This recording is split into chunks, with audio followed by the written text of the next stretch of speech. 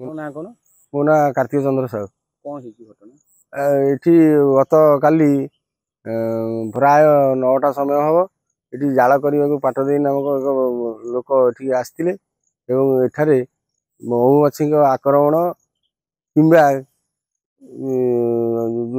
ଯୋଉଟାକୁ ଆମେ ଗାଉଁଲି ଭାଷାରେ କହୁଛନ୍ତି ହେଙ୍ଗୁଳା ମହୁ, ସେ ହେଙ୍ଗୁଳା ମହୁ ଆକ୍ରମଣରେ ପାଟଦେଇ ବହୁତ ଗୁରୁତର ହୋଇଥିଲେ ଏବଂ ତାକୁ ସ୍ଥାନୀୟ ଡାକ୍ତରଖାନାକୁ ସ୍ଥାନାନ୍ତରିତ କରାଯାଇଥିଲା।